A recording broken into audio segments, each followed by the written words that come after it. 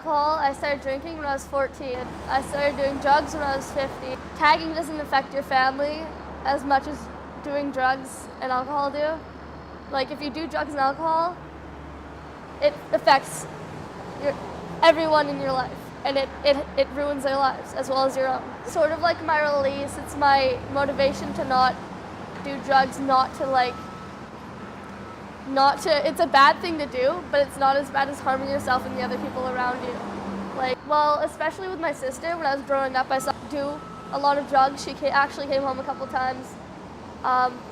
She came home one time sporadically screaming on and off, saying that time was skipping forward and that she wanted to kill herself and she wanted to end everything and that she just didn't want to live anymore. And my mom had to take care of her and make sure that she was okay.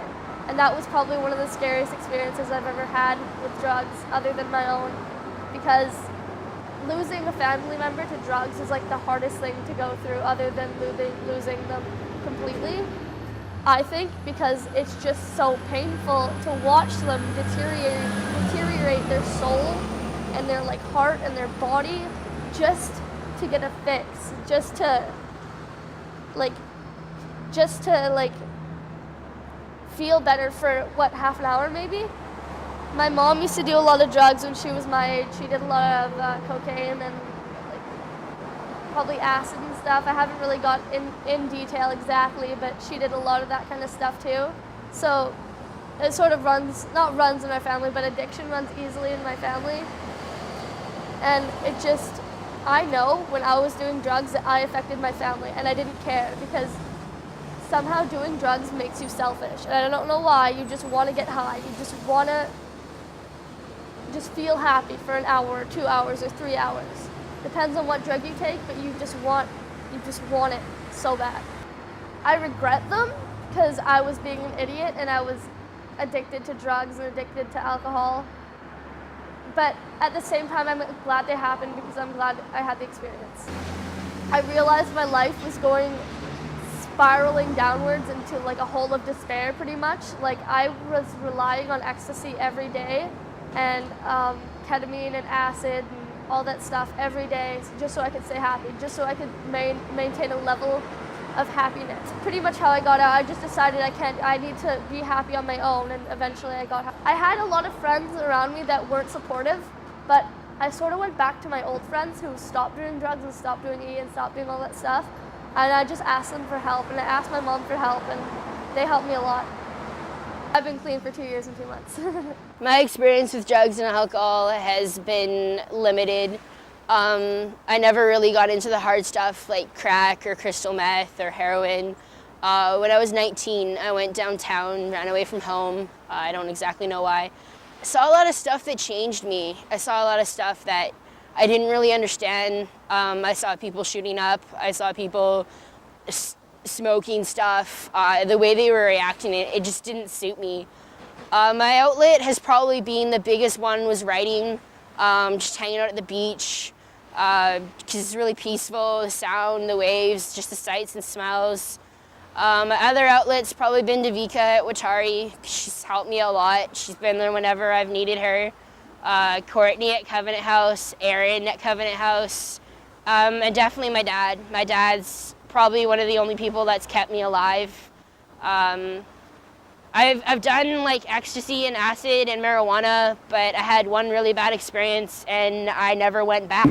So Josie, our main project is on drugs and alcohol addictions, and so we're wondering if you could share some of your experiences with students that have used drugs and alcohol in the school environment, or maybe not the school, but their personal life, and can you explain maybe? Sure. Yes, I've worked with students that have, used drugs and alcohol, and the way it affects their school life is that it is hard for them to concentrate on school when they've got, issues of drug and alcohol. It just makes it very difficult to see school as something important when perhaps the reason for the use of the drug and alcohol is to feel better. And so it just seems that with the students that do use drug and alcohol, we see a lot of absences and a lot of sort of, homework not being done, and just, not taking care of themselves. How have I helped them in life? Their school, I just helped them in terms of getting their homework assignments done.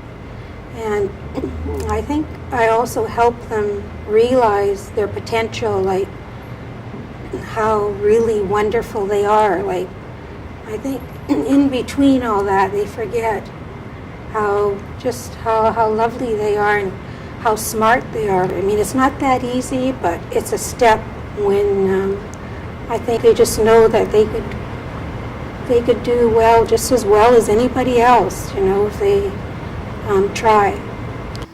Hi, my name is Dennis Pierre. I never used drugs or alcohol and never want to intend to, because I had friends and family go down that road, and seeing them go down that road was the hardest thing, and it strictly made our relationship somewhat platonic, because one stigma is that Aboriginals, a lot of quote-unquote Aboriginals use drugs or alcohol, but I think to me it's pressure because it's taking that stigma off, but knowing that stigma is somewhat true, not always, because other communities than the First Nations use. Me being Aboriginal, it makes it more harder to have that stigma. What made me not use it was obviously basketball, as you see me play earlier. I play basketball because basketball is active and it keeps my mind focused on certain things. And it was also cooking, because cooking is my passion. I've been cooking since I was in grade 9. Cooking is my life. So, and as for the future, I sort of want to help the community out, not just one community, somewhat the world community. So that's my intended future goal, as far as trying to remove that stigma, as you could say. To different programs and some specific to youth.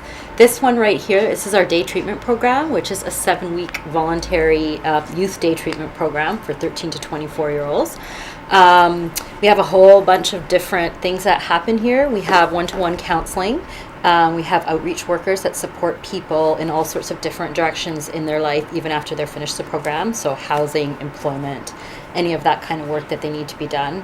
It's a harm reduction based program, but it embraces abstinence as well. So the way it works is youth come in, they set up a care plan with a counselor, and they set their goals for themselves, which we think is really important. In this program in particular, like, we've got people from all walks of life that come through the door. There's young people from many different socioeconomic backgrounds that have, lots of different amounts of money or lack of. We have people that come from different cultural backgrounds, and there's absolutely no typical person. One of the things about drugs and alcohol that we've come to realize, and I really personally believe in, is that they affect absolutely everyone. Not having people in their lives that support them to be here.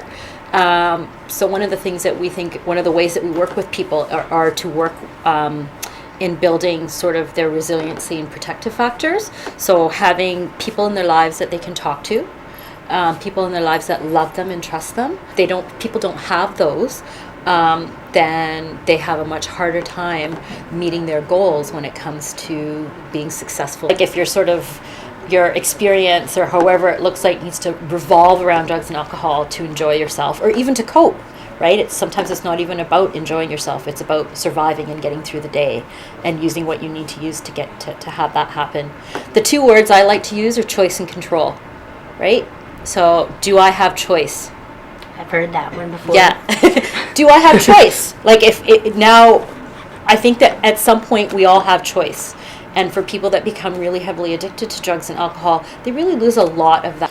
I think the most important thing that I would look for is change in anything. How they look, how they dress. Are they taking as good care of themselves as they were before? Are they eating as well? Do they all of a sudden have no money when before they had a job? Are their grades slipping? Are they having trouble getting along with people at work? Or are they isolating a lot or hanging out with a whole different group of people that they didn't hang out with in the past? Goodbye to sorrow, all the things I won't miss. Waking up gasping for air, you had me wheezing.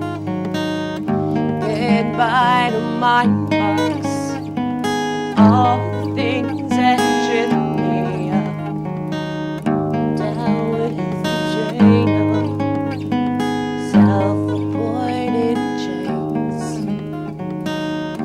And then I